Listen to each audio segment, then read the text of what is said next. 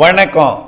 செல்வகுமாரின் மாலை வானிலை ஆய்வறிக்கை 2025 ஜனவரி 17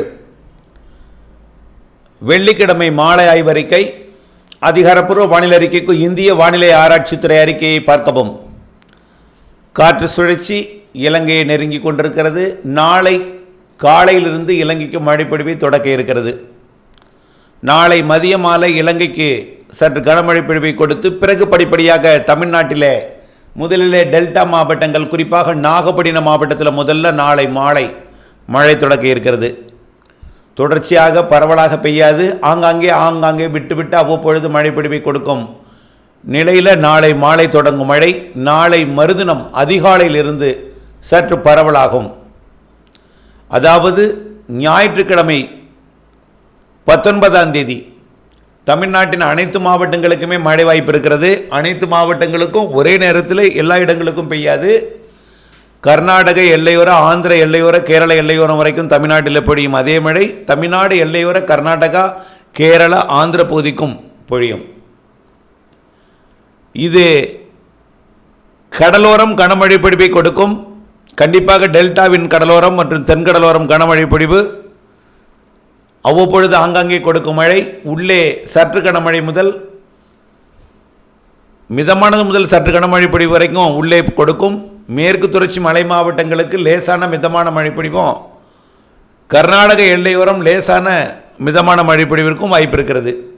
அனைத்து மாவட்டங்களுக்கும் நனைக்கும் மழை பொழிவு முதல் மிதமான மழை பொழிவு வரை தெரிகிறது. ஆனால் கடலோரம் கனமழை பொழிவிற்கு வாய்ப்பு. ஞாயிற்றுக்கிழமை கூடுதல் பரப்பில் எதிர்பார்க்கலாம். ஞாயிற்றுக்கிழமை மதிய மாலை கர்நாடக எல்லையோரம் தாண்டி கர்நாடகாவின் கடலோர பகுதி வரைக்கும் கூட, அதாவது மங்களூரு, உடுப்பி வரைக்கும், மைசூரு, பெங்களூர் வரைக்கும் கூட மழை பொழிவு எட்டலாம்.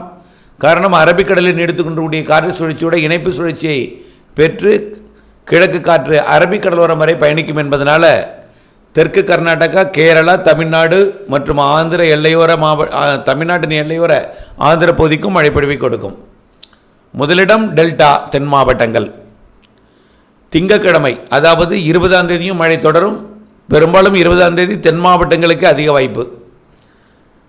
19ஆம் தேதி தான் எல்லா மாவட்டங்களுக்கும் சற்று கூடுதல் பரப்பில் இருக்கும். 20ஆம் தேதி தென் மாவட்டங்களுக்கும் டெல்டா மாவட்டங்களுக்கும் இருக்கும்.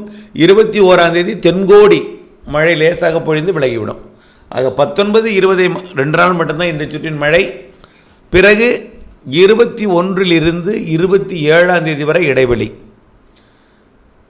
அந்த இடைவெளியை பயன்படுத்தி அறுவடை செய்திடுங்கள். நாளை மாலைக்குள் முடிந்தால் அறுவடை செய்திடுங்கள். ஆனால் நாளை காலையிலிருந்தே வானம் மேகமூட்டத்துடன் தான் காணப்படும். கிழக்கு காற்று நுழைந்து சற்று குளிர்ந்த சீதோட்ட நிலை நிலவும். நாளை மதியத்திலிருந்து கிழக்கு காற்று கொஞ்சம் வலுவாக இருக்கும். நாளை மாலையிலிருந்து குளிர் குறைந்து சாரல் தூறல் மழைப்பொழிவெல்லாம் நாளை இரவிலிருந்து தொடங்கும். பிறகு 21ஆம் தேதியிலிருந்து கிழக்கு காற்று மட்டும் இருக்கும். பெரும்பாலும் குளிர் பனிப்பொழிவு, அதாவது 21ஆம் தேதியிலிருந்து குளிர் பனிப்பொழிவு இல்லாமல் நீர் பனிப்பொழிவு வரக்கூடிய 21லிருந்து 26ஆம் தேதி வரைக்கும் ஒரு 5 நாட்களுக்கு குளிர் குறைந்து நீர் பனி இருக்கும். அதாவது கிழக்கு திசை காற்று நுழையாமல் வட இந்திய குளிரலை வரும். இதனால் பனிப்பொழிவு, மூடு பனிப்பொழிவு அல்லது நீர்ப்பனி, அதாவது மூடு பனியாக இல்லாமல் தண்ணீர் இல்லாத இப்பொழுது குளிர் பனியாக இருப்பது, தண்ணீர் சொட்ட சொட்ட ஒரு பனிப்பொழிவு வரக்கூடிய 21ஆம் தேதியிலேருந்து இருக்கும். 25 வரை இருக்கும். இது எதற்கு நான் சொல்கிறேன்னா, அறுவடைக்கு உடனடியாக காலையில் அறுவடை செய்ய முடியாது. காய்ந்த பிறகு, வெயில் வந்த பிறகு தான் 21ஆம் தேதிக்கு அப்புறம் ஒரு 8, 9, 10, 11 மணிக்கு அப்புறம் தான் அறுவடை செய்யலாம். ஆனால் 27ஆம் தேதி வரை இடைவெளி. 28, 29, 30ஆம் தேதி மீண்டும் அடுத்த சுற்றின் மழை. அதுவும் அனைத்து மாவட்டங்களுக்குமே தெரிகிறது. 31ஆம் தேதி முகூர்த்த தினம். ஆனால் அன்றைக்கு பெரிய அளவில் மழை இல்லாவிட்டாலும் குழப்பமான வானிலை மட்டும் இருக்கும். 31ஆம் தேதி. பிப்ரவரி 1லிருந்து 6ஆம் தேதி வரை மீண்டும் இடைவெளி. பிப்ரவரி 7லிருந்து மீண்டும் 7, 8, 9 தேதிகளில் மழை. அதுவும் அனைத்து மாவட்டங்களுக்கும் லேசான மழைப்பொழிவாக கொடுக்கும். 9ஆம் தேதி தூறல் சாரல் இருக்கலாம். 7, 8 நல்ல மழைப்பொழிவு பிப்ரவரியில் தெரிகிறது. ஆனால் இவை நாட்கள் முன்னும் கொஞ்சம் வேறுபாடு ஏற்படும். 7 என்பது 8ஆக மாறலாம் அல்லது 6ஆக கூட மாறலாம். கண்டிப்பாக 7 8 மாற வாய்ப்பு இருக்கிறது. 8 9 10 கூட மாறலாம். ஆனால் அந்த பிப்ரவரிலையும் மழை இருக்கிறது என்பதை நீங்கள் உறுதிப்படுத்திக் கொள்ளணும். ஆக வானிலை ஆய்வறை கூட இணைந்திருந்து இடைவெளி அறிந்து அறுவடை செய்யணும். அதுதான் நம்மளுக்காக இந்த தகவலாம் சொல்கிறது. பிப்ரவரியில் 10 நாட்களுக்கு ஒரு மழைப்பிடிப்புகள் இருக்கும். மார்ச்சில் நல்ல மழைப்பிடிப்பு இருக்குன்னு நம்ம ஏற்கனவே சொல்லியிருக்கோம். மார்ச் வளிமண்டலம் சாதகமாகிடும். காற்று சுழற்சிகள் மார்ச் ஏப்ரல் மேலே நல்லாவே இருக்குது. மார்ச் மழையை விட ஏப்ரல் மே வலுவாக இருக்கும். வெயிலும் இருக்கும் மழையும் இருக்கும் ஏப்ரல் மே. அது முதல்ல புரிஞ்சுங்க.